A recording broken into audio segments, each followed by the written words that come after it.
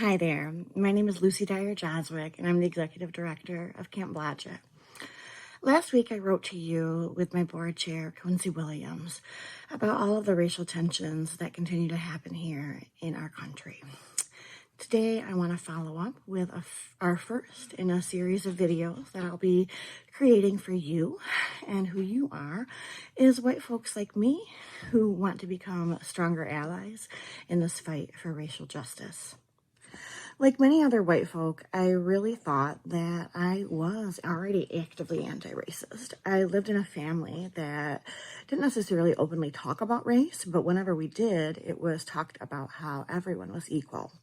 And really in that family, there were three things that I learned, and they were taught with love and kindness. And those three things were unfortunately things I had to unlearn through The three things that I really unconsciously learned while growing up white were: one, that we're all equal; two, that there were issues of racial justice, but those were really solved with the civil rights movement, and now everyone is equal and has access to the same things.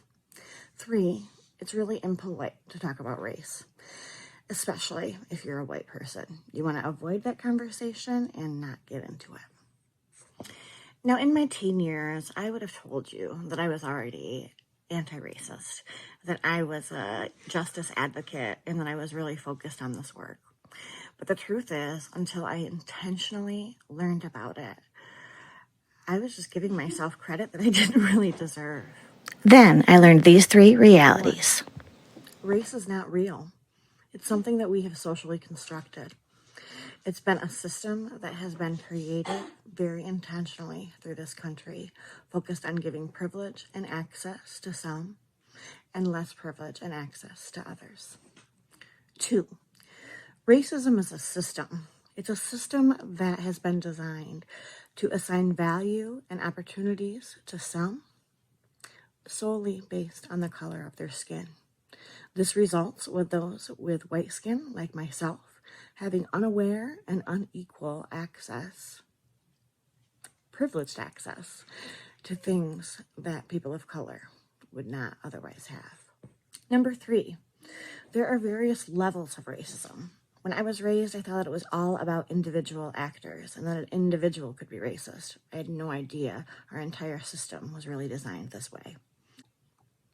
So interpersonal racism is what most of us think of. It's an individual actor who has bias, has prejudice, and acts on those things. But the truth is, it's a lot more than that.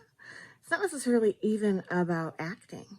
It can be this unconscious bias, this lack of awareness of what your own privilege is, and your assumptions and stereotypes about those that are around you and how they're living their lives. Or, in the case right now, the ability to just deny the existence of things that are happening to them because it doesn't happen to you. So therefore, it must not be real. Internalized racism is about the acceptance of the messages that you receive that are negative about your race. Imagine growing up with no role models that look like you, no teachers that look like you, getting in trouble more frequently and not really understanding why, or having an entire system that is designed to protect you feeling unsafe for you.